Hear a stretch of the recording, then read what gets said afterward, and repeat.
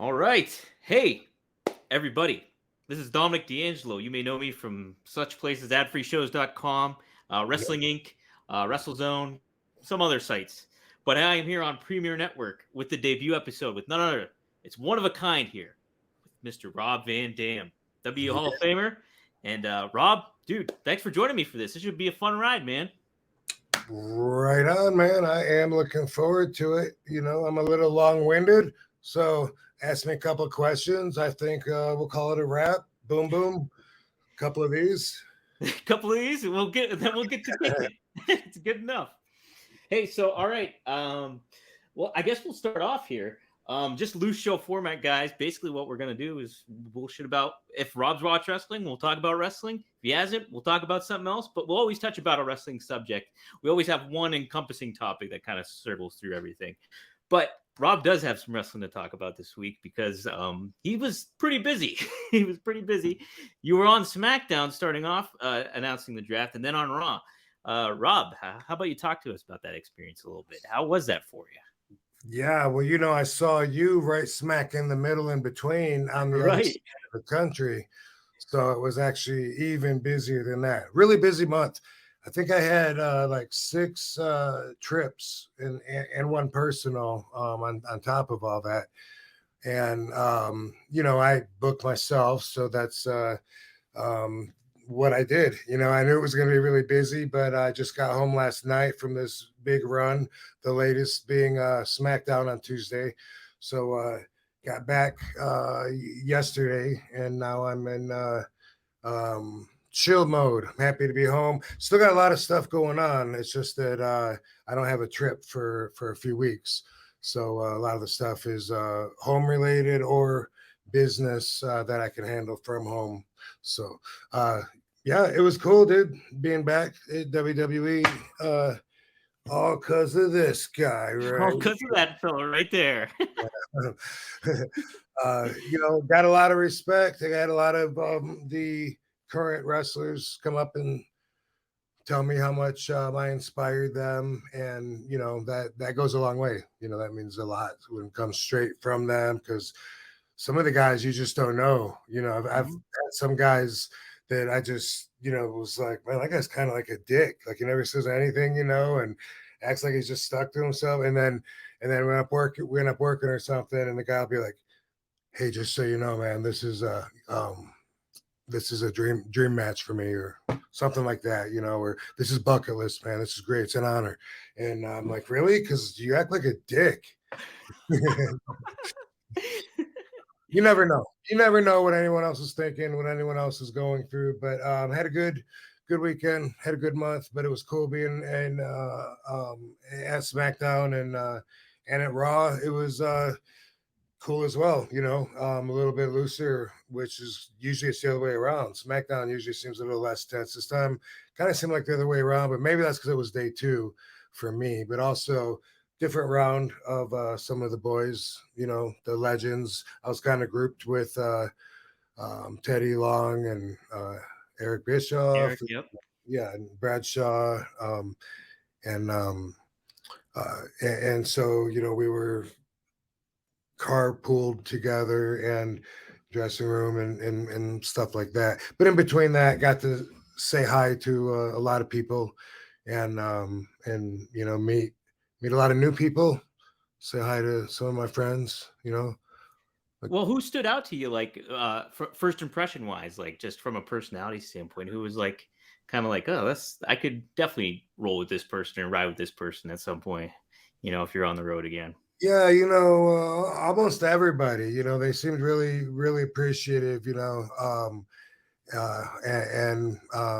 if you saw the pre-tape, the walk that we did when I had the card, and, Card, yep.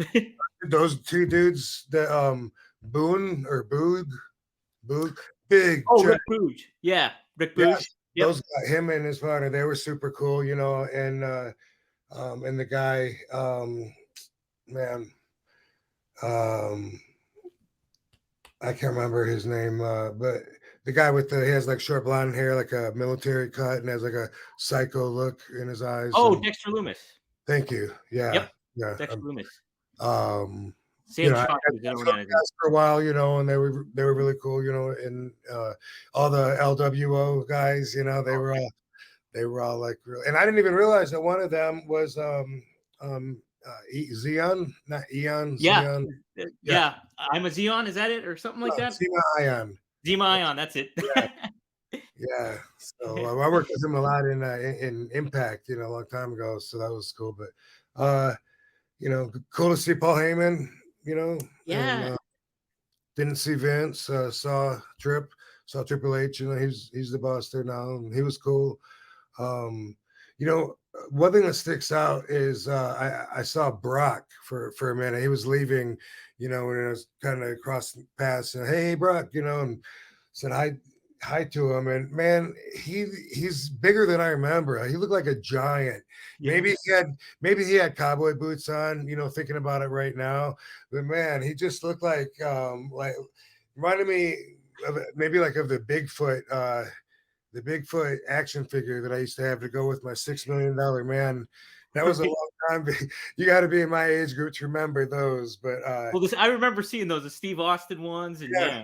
Mhm. Oh yeah, and then the Bigfoot was so much bigger, and dude, and he's just so big and jacked. I've always been a fan of his because look at him, and he's so credible and so athletic. But that really stuck out in my mind. Like, dude, I've always said, you know, he fits the part. He's good for the business. So just Absolutely, like, like, his mentality of that and just kinda not giving any fucks. It's like, you like that outlaw mentality that he has. Now, was he wearing, like, the duster kinda thing? And I know he was kinda going that, like, because to your point, I think he was probably wearing cowboy boots. probably so. Yeah, I think he probably had a hat on, and you know, it was quick and dark, and I'm not one to notice fashion, so that's Sure. about as far as I can go to describe it. As description-wise. Dude was big though. But Yeah. it was good seeing everybody though. It was, you know, and um everybody, Matt Riddle and Kevin Owens was the first one to say, dude, the people are gonna be pissed that you're not drafting yourself. And Yeah. I heard that several times afterwards. Well, Yeah, geez, I gotta say, I mean, from the crowd pop, holy shit, on both nights too. yeah, It was you had to pause for both of those times. The crowd was into you, man. yeah. And on the first night, the ladies like, come on, come on, come on. But yeah, gotta make time for that connection. And it was cool. It was cool. And then I expect that. I'm not surprised. You know, some people will say, whether it's in a text message to me, you know, or they're just talking, you know, they'll say like you know, the people you know, the people still remember you. And I'll be like, was that a question? Like,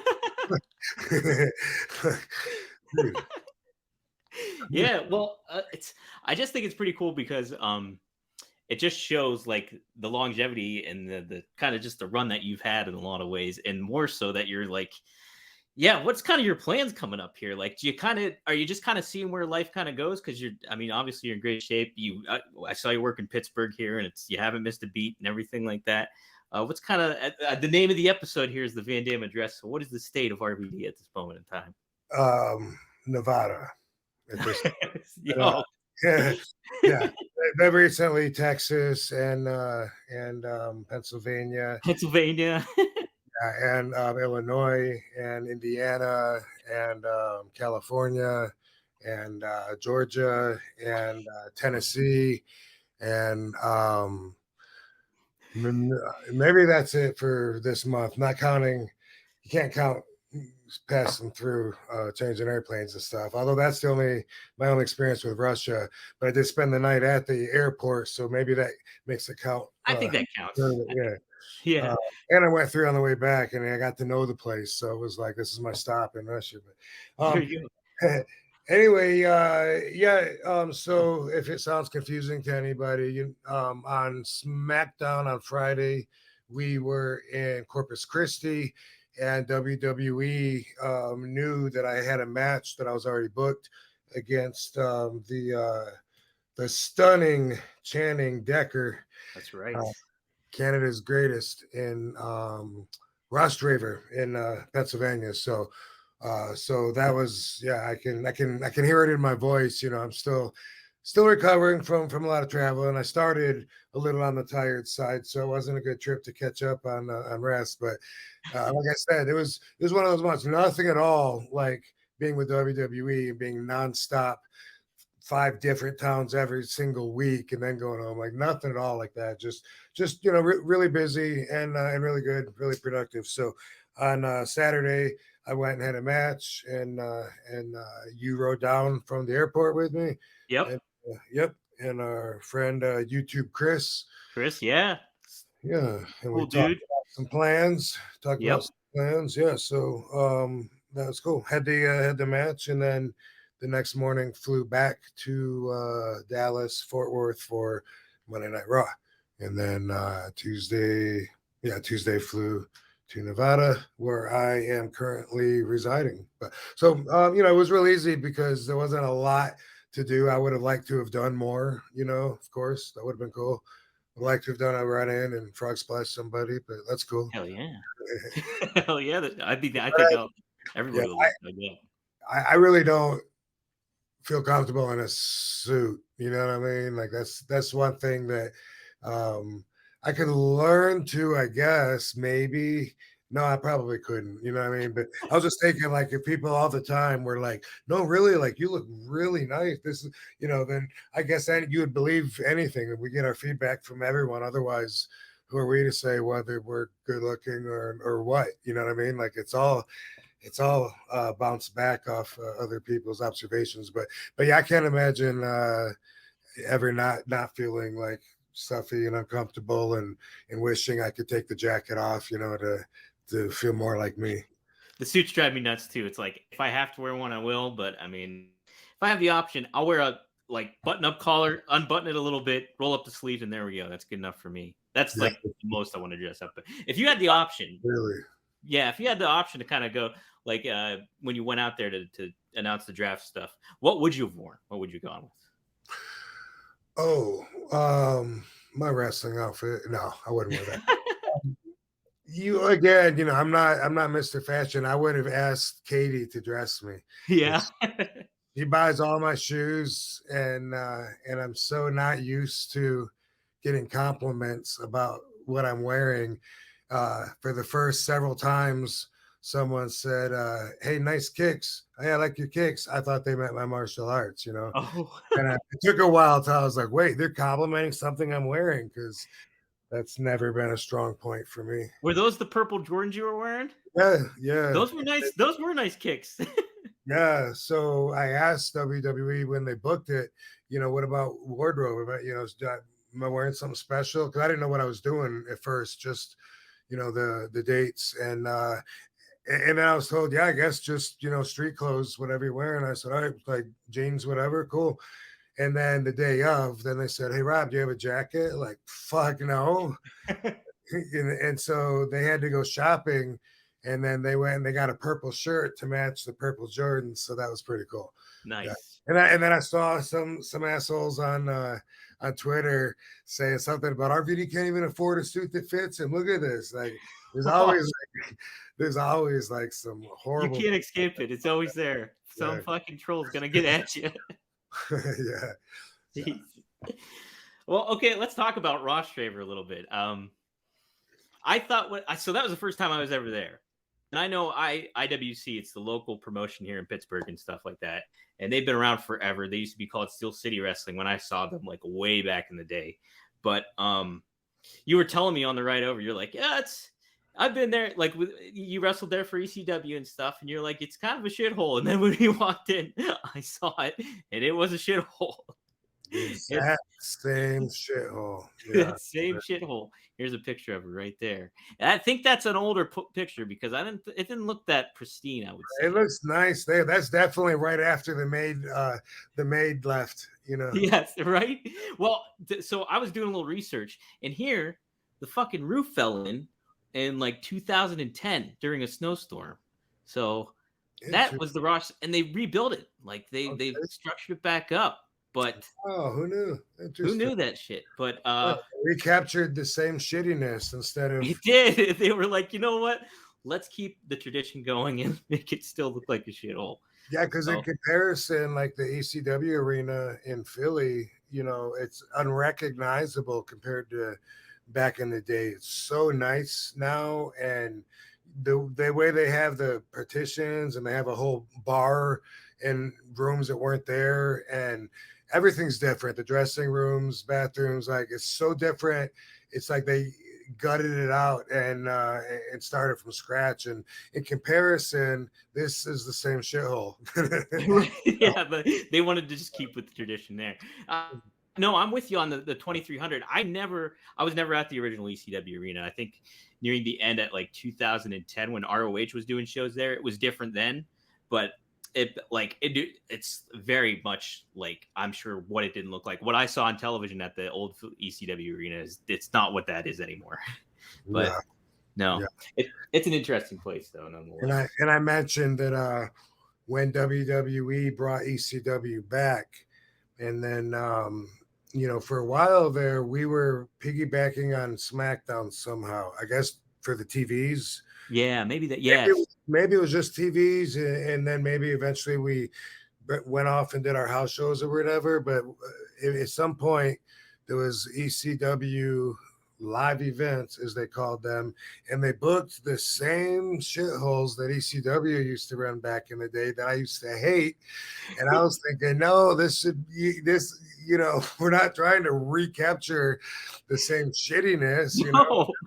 And this was one of them. I remember being booked in at the fucking Ross Raver Ice Gardens for WWE, and I was like, man, no, because a lot of it also was from the dressing room point of view, and like there's nowhere to stretch for me. You know what I mean? You were saying that, yeah. I'm gonna be laying down on the dirty floor somewhere, hoping I don't get stepped on. And as you saw, there was paint chips everywhere this time. So those paint chips, I haven't even opened up my bag yet because I just got in last night, and I have since the match because I always let my wet stuff air out, at the hotel. But since I've gotten home yet, I bet when I pull out my clothes and stuff, they have those fucking paint chips. You're gonna shake it out like an old Italian woman outside of a window. That's not racial. I don't know. That's all right. I could say it. I'm half Italian. Yeah, that's good. Eat, mangia. Yo. Okay. Well, as far as the shitty ECW tour arena, like what was your most dreaded one that you had to deal with around that, like this circuit area kind of thing? The shittiest? Yeah, the shittiest if you had to go along. What I think of is Jim Thorpe. And so if any fans remember the Jim Thorpe arena, it was some kind of I think it was a bar. Like I'm thinking maybe possibly it could have had some kind of a secret society like the American Legion or Shriners or some, one of those purpose buildings, like the veteran halls, but maybe. Otherwise, it could have just been a public bar. I don't know. It was really weird. But the wrestlers where we would dress was like a big area. It's really dark. There was no lights in this room, and it was like a screened-in porch, and it hung over the side of the fucking mountain. What? And there's holes in the floor, and when it rained, everything was wet. There's wet carpet all over, and your feet are like bumping all over like boards that are sticking up. And it was such a shithole. All of our stuff would get wet, and we would always just say, one day when Big Sal or Bubba, the wrong amount of people come back here, we're going down that fucking mountain. You get roadkill back there and fucking Big Sal. Over. The thing was slanted too. It was there's no way that passed any kind of legitimate fire code. It was a safety hazard and a half. And this is the building where one time out in the venue area where the ring was, they started a riot. I can't remember if it was the Dudleys or New Jack that started this riot, and they actually brought riot police. They came in like with shields and stuff. It was so weird. And they had a dog, a German Shepherd that they let loose. And the German Shepherd is in our shitty dressing room, you know. And we're kind of hoping that he falls through a hole and goes off the cliff because he was he was a cop dog, and we all got shit in our bags. And Tracy Smothers was saying, "Get that dog, kick that dog. He's a stooge. Kick that dog. He's a stooge, man. Kick him."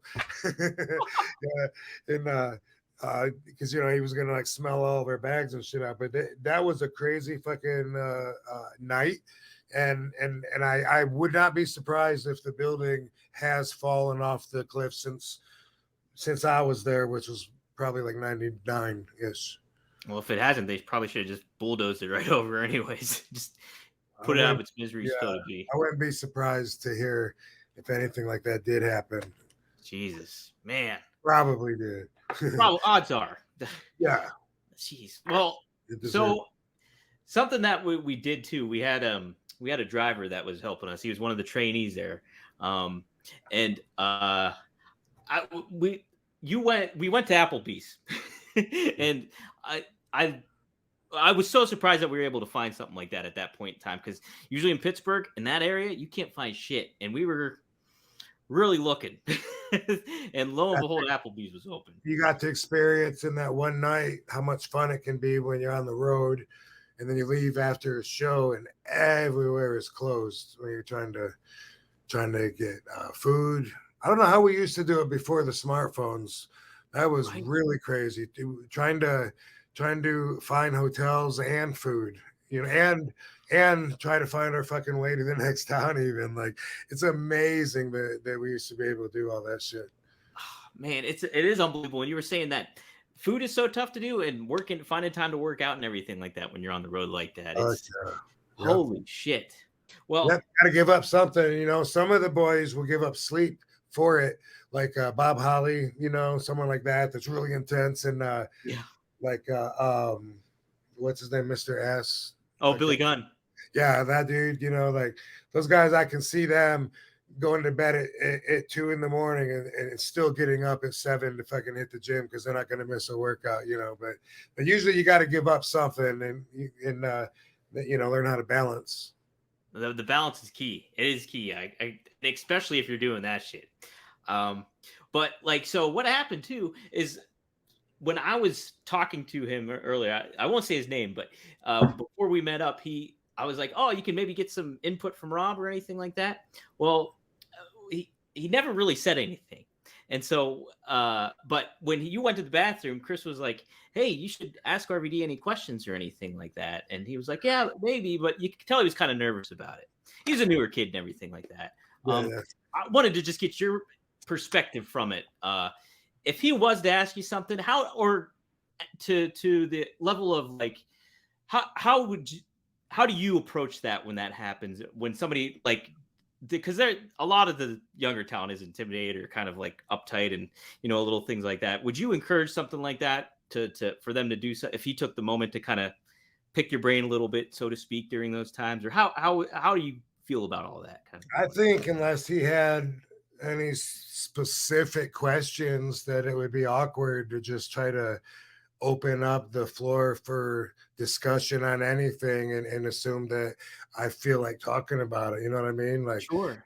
It's weird when like at signings, sometimes people will say that, they'll just be like, hey man, what would you say to someone that wants to be a wrestler? It's like, God, that's so vague. Yeah, that's very, very vague. So I gave him a vague answer, whatever's on my mind. Thought questions changed for me.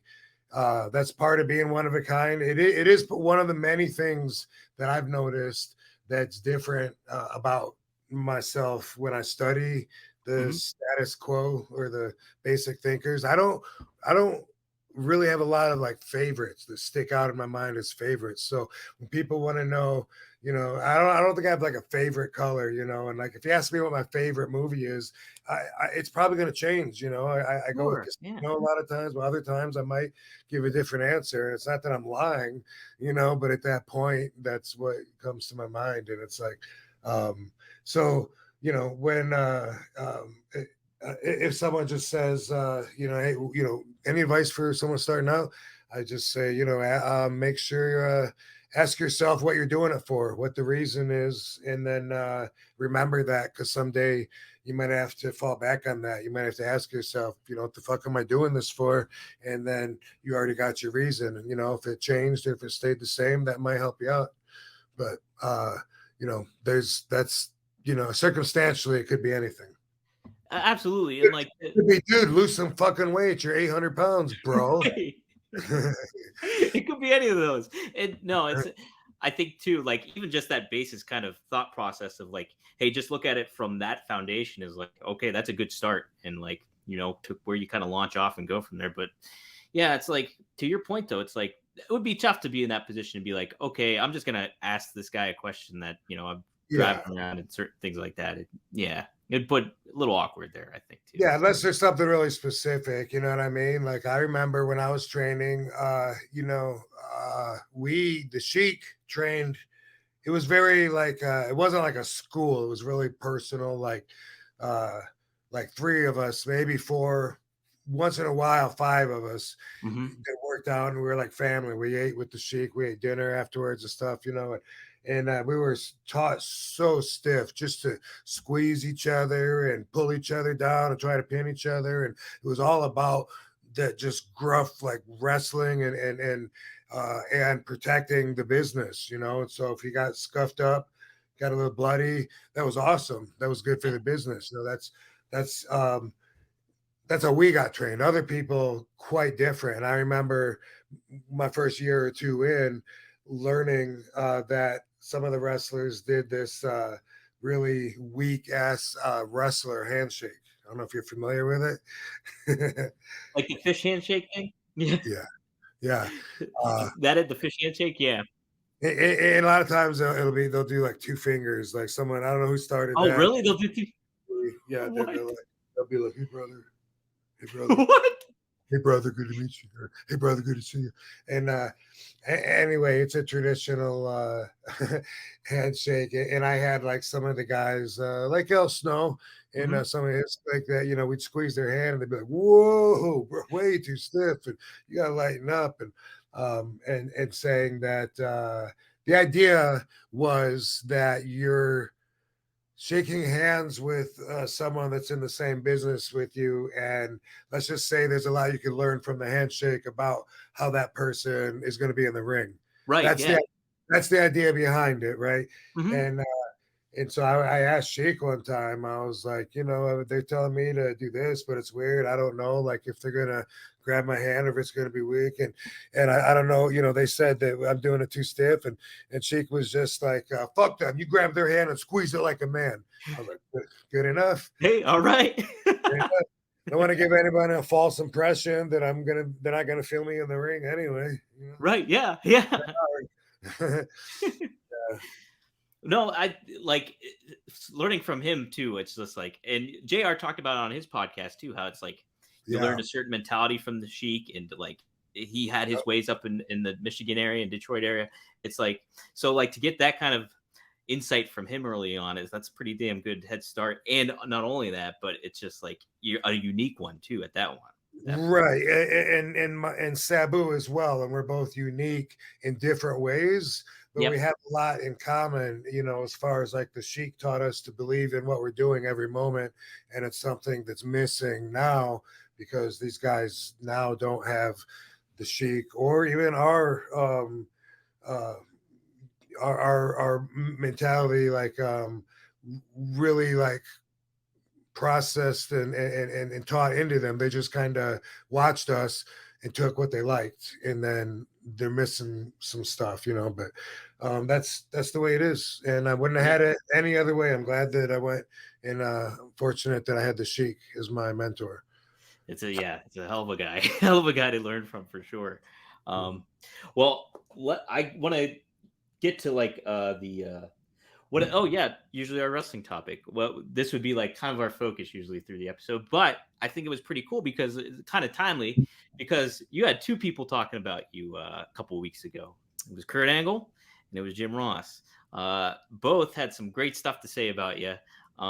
What and you got to listen to both of them. What did you think of both of those episodes? And then I'll get a little detail about how you worked with Kurt, and then your thought process on JR too. Yeah, I listened to both of those episodes while I was working out, and they were both awesome. I think because of 420, it was RVD month. Yeah, it was. And they both were very nice, and they both had a lot of good things to say about me. And they're both guys that I consider friends, especially in a place where there's a lot of guys out there that I would expect to not have as many things, or maybe not have noticed as many of the things that these guys pointed out, because they're cool and we're cool like that. One thing that I'll bring up, Yeah. JR was actually, it was Conrad that was reading something JR put out way back in 2001 when there was rumors that they were hiring me, and and so Conrad's reading, and JR is saying, I know we haven't hired RVD. We haven't been talking to him. He said, I've only talked to his manager one time. And at that time, I expressed that there was mild interest. And I also suggested if he has some other offers that are better, that maybe he should go. I told him that he's not a priority with WWE right now. And when I was listening to that show, like my ego got kicked in the balls, I was like, oh, and I was like, I remember getting that letter. Like that almost never happens to me. There's been 2 times, and that's why, I don't want to really put it out there for it to happen again, because it sucks. But this time it wasn't huge, but it was like, I'm thinking that everybody wants me. I'm in demand. I could go. I got my choice of places that I want to work. That's what the kayfabe sheets are saying. Right. And also, I know that I've got some offers, from here and then from other places. And then when I got that, when I heard that, I remember, thinking like, wow, really? He said that? And when Conrad was reading that from JR, I got refreshed that emotion again, like, motherfucker. And then JR says, yeah, I was lying. I was lying straight out. He said it. I was lying. Yeah, I wanted to hire him. I'd always wanted to hire him. And he said, we were negotiating. I handled it exactly how Vince wanted me to handle it. And I was like, wow, that's crazy. No, and like you could tell JR loves you. Like he's really into RVD and like what you're able to bring. And like even in 97 when you started out, he like kept tabs on you and stuff like that. It was just like to kind of have that guy back you and know that you got the time. It's obviously like you're there, It's like JR knows his shit. So how did you think about him too, as working with him behind the scenes overall, and not just as a commentator, but just as, an individual that you got to interact with?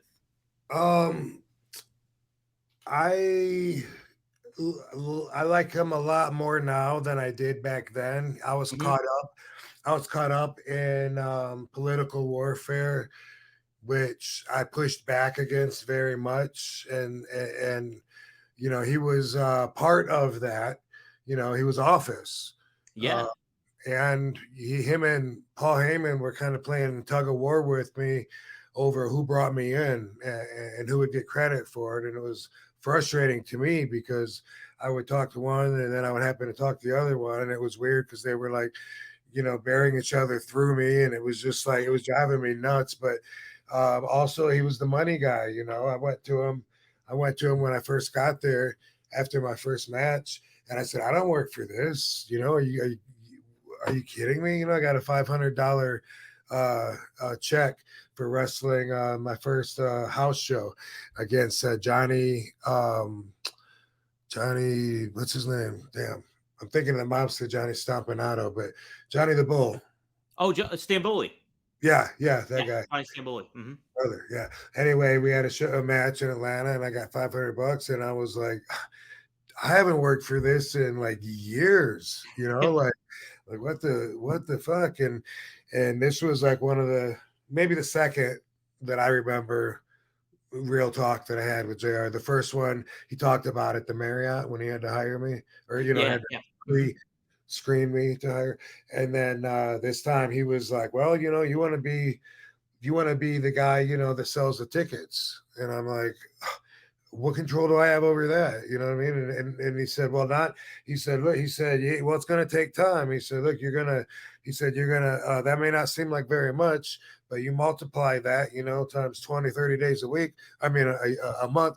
And he said, and it goes up. And he said, you want to be the guy, not necessarily the main event, but the match that they talk about on the radio, the match that's on the poster, the match that's on the T-shirt that they're selling tickets to, and he went on to tell me at that time that Steve Austin had made a 7-digit royalty payment, which is quarterly, and so I'm thinking like, damn, that sounds cool, but that's him, and I got fed that a lot of times, but anyway, he was saying, you got to hang in there, and I was like, well, if it's gonna take a while, I'm gonna have to hit you guys up for a loan first because I have my life, my living expenses. I didn't think I was coming here to lose money, and then there was that talk, and then there was a couple times, at least twice that I can remember. When I went to him because I thought that the check was wrong, and both times he was just like, "Oh, you're right." Hey, and I was like, "Man, is that part of the system? Is that something I'm supposed to do regularly?" Because I'm not good at stuff like that. But what was expected of me. But it was like you said. I was gonna get at least this much, and oh yeah, you're right. We were bumped off WrestleMania and put on heat or something, but you said I'd still get paid as if I was on Mania, and this ain't, that was one of them, and there was another one. So, he was always cool. I learned to like him a lot more, and everybody in general, I learned to like a lot more later in life after my competitive perspective actually dissipated, basically. Well, he was saying that too on the podcast. It's like that everybody, like, the wrestling mentality is a lot like, hey, it's competitive. Not only that, but you have like the alpha male kind of identity there that's going on. And then on top of that, he's somebody that's, he's the money man. He's the talent guy. It's just like, there's that kind of wedge there that's kind of built in, from a business perspective with, a bunch of pro wrestlers. So yeah, it definitely creates that kind of vibe, but you could tell he really likes you. That's for sure. Yeah. Yeah, he was never like uncool or did anything to me, that I know of. Yeah. Well, talk about Angle too. He loved working with you. He even said on the show that he wished he could have had like a long-term program with you, and like you guys worked a little bit in the new ECW and cross paths here and there too when a WWE like hardcore title stuff. Talk about working with Kurt because he kind of, from his amateur wrestling background, obviously he knows like working snug and working stiff, and like so I think he appreciated that from you too. Yeah, he kept saying that every time the other guy mentioned me being snug, he kept taking that bullet for me. Yeah. And I'm more snug, and I mean, first off, Kurt's such a great wrestler and a great pro wrestler, a great athlete, in general. Like he took to our business so quick from what he was doing, and is so gifted. I liked the competitiveness of wrestling with somebody like that, because it's going to be a way different match than if I'm wrestling, I don't know, one man gang. I'm just throwing a name out there, but and because I had that ECW spirit and fire inside of me, that really made me want to stand up to him, even though he's an Olympic hero, and be like, dude, I am unbeatable right now. And that's how I felt, Yeah. I felt like, damn, nothing can touch me right now. And so I really enjoyed that. I remember one time he said something to me. We did something. There was something, some flaw, something. We might have bumped heads or something in the ring. I don't know what it was. The match was almost over, and he said something. And I know he doesn't remember this. It wasn't a big deal, but it's something I remember. Sure, yeah. That he was like, "You're not listening to me." And I took so much offense to that, being the veteran that, and just being in the position that I was. And I'm like, what? I'm not listening to you. And the the match ended, and he left first, and I was in the ring, and I just kept saying, I'm not listening to him. Did he just fucking say that? And I was like so hot about it, I had myself all worked up, and I went back, and I went, when I went back there, I went like straight to him. He was sitting there, at the monitor, and I was, and he was, hey, thanks. I was like, Kurt, let's talk outside right now. And I was like so steaming, and he came out there, and I said, I'm not listening to you. And I said, that's what you tell me? I need to listen to you? Who the fuck are you? And he's like, what? And I said, you said I'm not listening to you. He goes, no, I didn't. He's got like chew in his mouth and stuff. He's like, really? Holding a cup, in his flip flops. He's like, I didn't say that. I go, dude, that's exactly what you said. Nah, I didn't say that. Did I? Nah, I don't think I said that. I mean, I mean it if I said that, and it was just like like that. Like it was just like over and funny then at that point, just because he was being Crazy Kurt. He kind of got that nickname a little from some of the people, from some of the stuff that he did. But awesome dude. And I knew when he was in Impact that he was like the top guy, and that made it okay to consider that another place to possibly work if the WWE thing wasn't working out, which for me ended up being the case.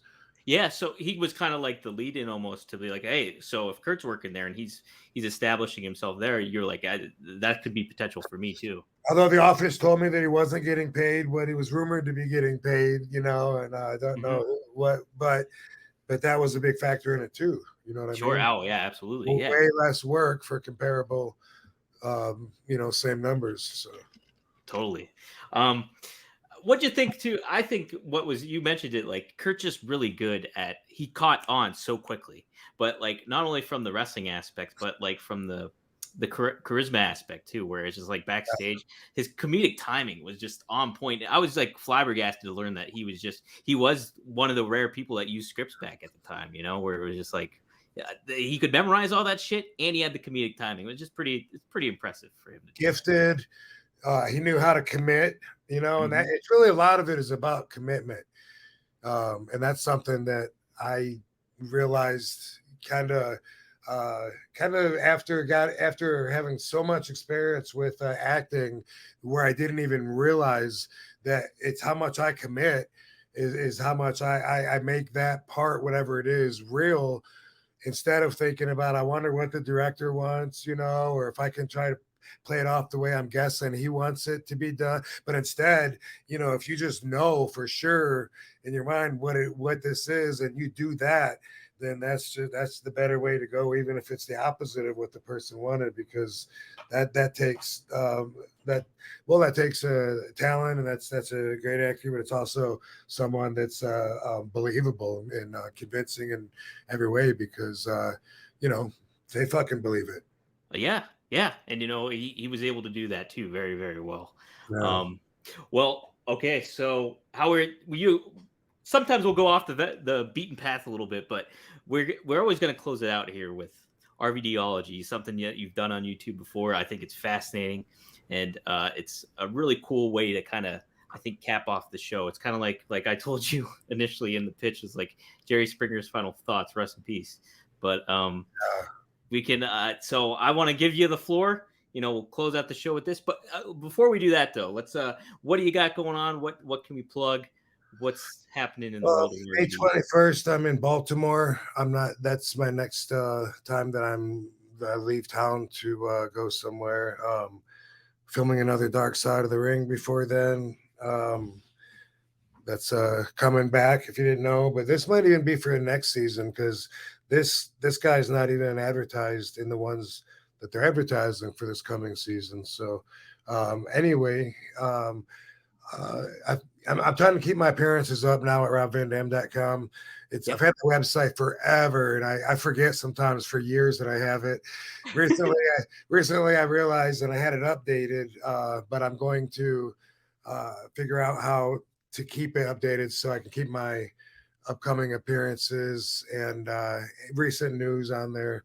That's mostly what's important there. The links to my other stuff, but on YouTube, that's how you can keep up with me and see all the current stuff.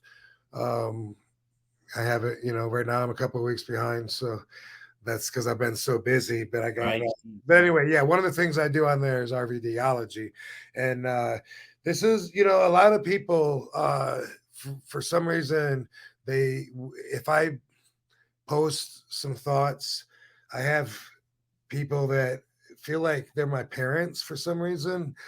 And they feel like they should tell me, like, Rob, you need to do more of this, or hey, go do less of this. It's time Rob, you're this old, you need to do this or that or whatever. And it's like, man, I resent that so much. I've always kind of pushed back against just the traditional pressure. Yeah. And the pressure to conform, Yeah. What I mean? Because for me, it's always been like, what's wrong with asking questions instead of being a blind sheep and just going with the flock? My dad always encouraged me to ask questions. With RVDology, this is the way I do it. So you can't say that I'm wrong at the way that I'm doing my own philosophy and my own thoughts. Yep. You can't. You can say that you disagree with them, and that's fine. But nonetheless, these are, and there's a bunch of these episodes on there. These are some values that I myself use and have found them to be very successful in helping me achieve a better life. I'm 52 years old. I wouldn't go backwards for anything.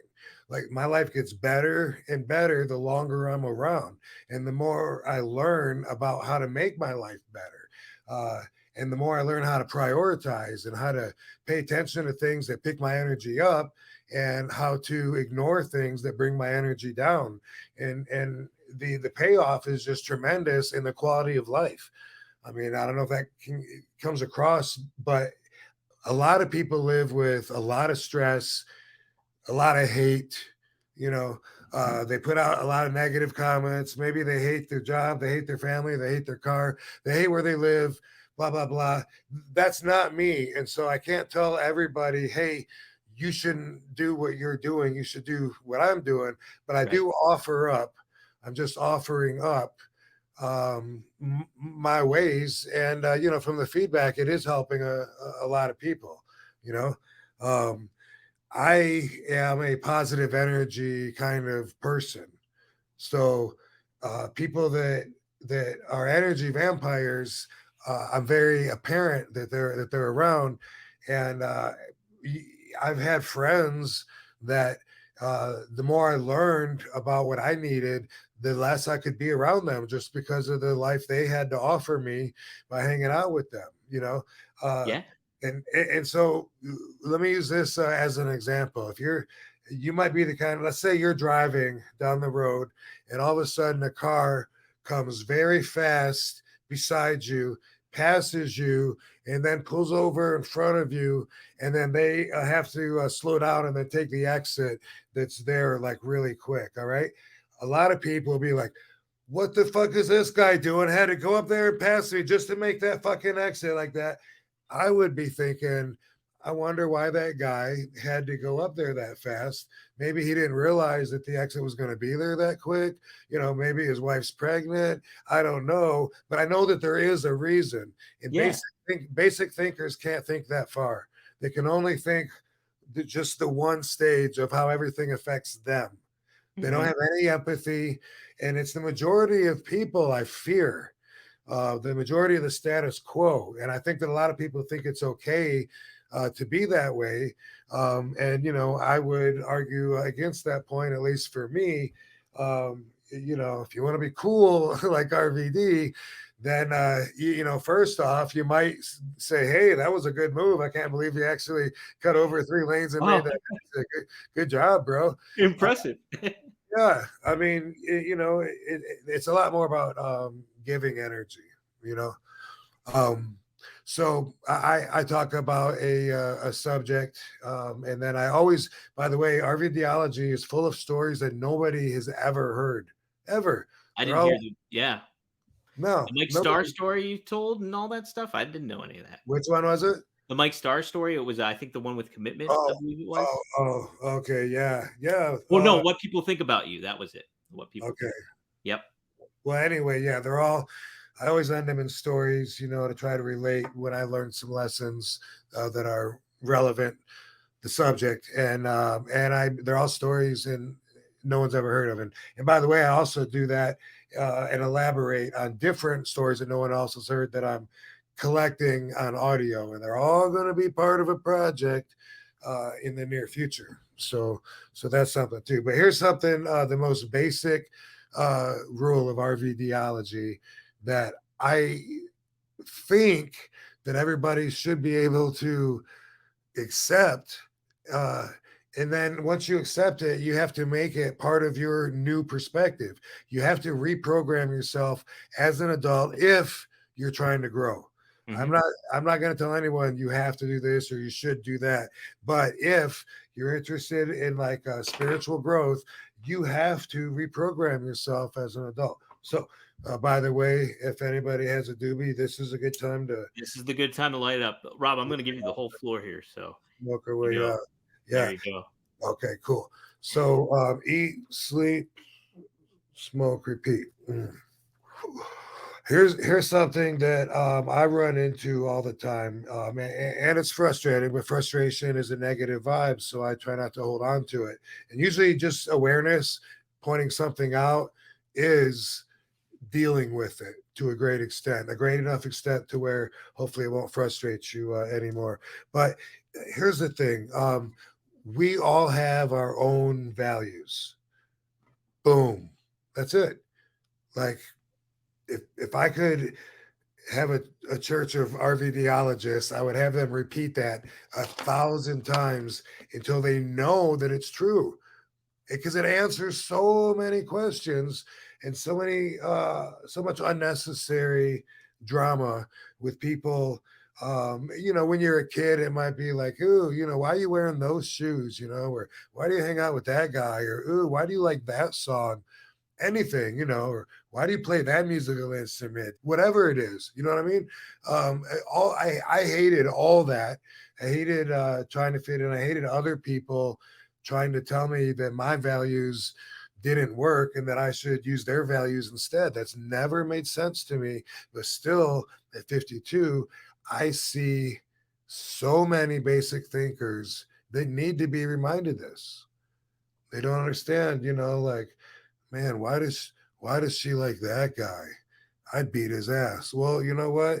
She might not be into whoever's the toughest. This isn't caveman days. You know, I had to learn that one myself. That's a little primal for some of the things you can offer a lady now. Anyway, we all have our own values, and you should not expect other people to have the exact same values as you. Usually, the more values we share with somebody, the more we'll enjoy their company.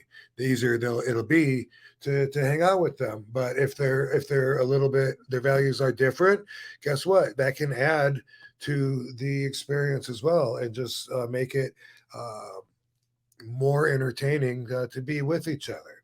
Um, Katie and I share so many of the same values. I never thought that I would want to date someone in the entertainment business because I see what goes on with the traveling and with the girls traveling with the guys and this and that. Um, But when Katie and I started dating, it was like magic, and I realized that we understood each other's goals, priorities.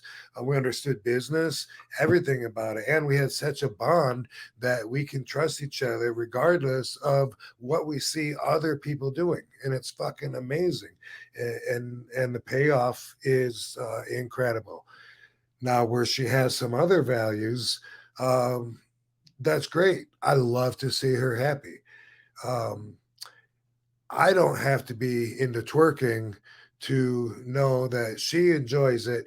And I'll tell you this, I would much rather be with a group of 5 girls that are twerking and screaming and having fun and putting each other over, said, yes, you're hot, than being in a group of 5 dudes that are saying, girls are fucking stupid. I hate that twerking. You know, forget about it. Put me in the group with the girls every time. Uh, and and the reason I say that they put each other over, that's true too. Other girls that just want to hate on the girls, that's something too that does not is not conducive to RVDology. Putting people down, finding a negative thing. You know, if it's joking or whatever, or you're going for shock value, so you point out something just to laugh, but it's inside and you don't want to hurt someone's feelings. That there's reasons for everything, but um, take trolls. I somebody put a shitty comment, something, maybe it was RVD looks old or something, something on Twitter. It was opposite of what everyone else said. And I was like, let me see who this person is. And every single one of their comments, and it was to all different fields of entertainment, was all just bullshit. You know, it was like the Rams sucked this year. And then it was like, this is the worst season for so and so. They didn't have any followers, you know. I was like, what a horrible person that just wants to spit that out into the universe. And what kind of a life can you expect from that? What, you're surrounding yourself with the shit that you're spewing out of your mouth, and you're burying yourself in your own little dark feces filled apartment. So everyone has their own values, and doesn't mean you have to agree with them. You know, there's pedophiles out there, and hey, I'm not going to accept that value. Well, you don't have to. You know, there are lines. We all draw lines. We don't all draw lines in the same place. That's another RVDology episode, by the way. And something that you have to know, because it is value based where we draw our lines. You know, a lot of people would do a lot of things that I would never do, but guess what? I'm all right with that. I don't have to know why this person wants to do this thing that I don't want to do, how this person could stand doing this. It's okay. You know, we're all different. And when it comes to even physical, you know, we have our own body chemistry. We react differently to different things. I said something recently on a post that I had been working on depleting sugar, and I feel good. Oh, I said I don't get addicted to anything. Yeah. And right. And I don't, you know, and so that is, I'm not putting that up there and saying, tell me I'm wrong. But these people would say, well, you will get addicted to coffee if you drink it 4 days in a row and quit. Hey, fuck you. You think that I haven't done that before I made that statement? You know, at 52 years old, you don't think that I have drank coffee and then stopped enough times to feel comfortable saying that I don't get addicted to it? And I don't. And the same thing with pot. I can smoke it all day for several days, and then I can go several days without, no problem. I could do that with pain pills. Although I do get a little restless leg Syndrome. yeah, a little bit when I'm if I do that with opiates, or even kratom will do that if I've taken a lot of it for several days and then stop. So that is a type of withdrawal. But yeah, you know, I just don't understand, why can people not accept that we're all different, because that is everything that I stand for. That's why this show is one of a kind, because my perspective is going to be different. It always is. I'm used to that now. I'm used to the fact that I see things different than other people. It's cool to look at me in the ring and say, "Oh, I like RVD's Rolling Thunder," but if you watch this and you watch me, you're going to see how the sausage is made, because I think outside the box all the time, and some people just can't do that, and they can't accept that that can be done. And how the hell is somebody going to tell me this is what's going to happen to your body if you do this? You know, if you drink 6 cups a day for 3 days and then you stop, you will get headaches and you will get shaky hands. Fuck you. You are so ignorant. Why do you feel like you can say that to other people that you don't know? Anyway, I'm trying to make a point because I'm one of a kind, and I think that we all are. And I think that it's important for me to remind everybody that we're all unique. We all got our own chances in life. And, you know, if you think you're just a spot filler, then you're just a background character and that's how you live your life, then, hey, you know, more power to you. But if you think you might have some things in common with RVD here, it's not just about being able to kick ass and do a sweet 5-star frog splash. It's also about using my head. I like to think. I like to inspire other people to think. And that's what I want to leave today on is check out the Real RVD YouTube. You're welcome to look at every RVDology episode. There's 20 or so on there, maybe more. And leave comments. Let me know also if you have any thoughts about it, because that's why I do it. We're all different. We all have different values based on our own perspectives in our own lives. It doesn't mean that everybody's should be treated equal, but it does mean that it's okay that this person likes to read comic books and you don't. Don't create drama. Don't create any disturbance in the force if you want to master RVDology.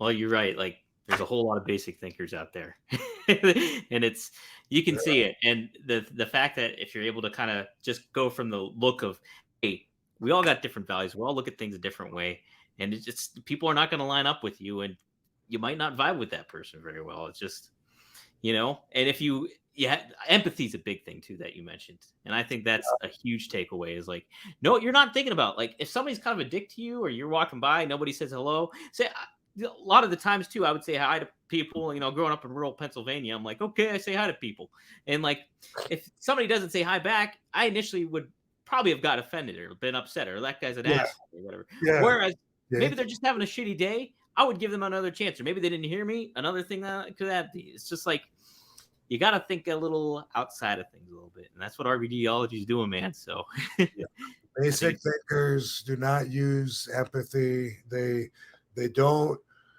understand that the other person that they're talking about isn't just a character in their life. That person is doing what they're doing for a reason. Just because you don't know the reason doesn't mean there's no reason. There's definitely a reason. And it's one thing to just say, yeah, I do get that. I understand that. But it's another thing to have that perspective all the time. And that's what I call empathetic, is when you have that perspective and you know that, you know, if you push this dude out in the street and gets hit by a car, you know that sucked for him. You're not just laughing because it was cool for you. You know, yeah. There's horrible people out there. But there's good ones too. And they're the good ones that listen to us. It's a one of a kind here. And it's one of a kind here. We thank you for joining us for episode 1 here. We can't wait to keep on going here. It's going to be a fun time. And we'll kick on a whole bunch of different subjects. So let's take requests on what people want to see too. Yes, absolutely. And hey, we always want to take questions too. As Rob mentioned, RVD YouTube, you can go right up top here, rvdpod.com. It'll lead you right to there. So go there, like, subscribe. But then also, if you guys want to ask questions, we're going to end this. We'll end the show too, along with RVDology, but we'll end it with Ask RVD. So he'll field fan questions, all that stuff. We'll get you on here and get some of your feedback. Feedback, anything. We'll try to get our doobies worth at the end of the show. That's right. And next episode too, I will talk to you about my interaction with marijuana. I'm a very novice when it comes to that, but yeah, I have some stories to tell. So we can touch upon that coming up. And we'll do this again next week. Eh? Yep, absolutely. So okay, guys, we'll see you here next week on One of a Kind with. Oh, yeah, one of a kind.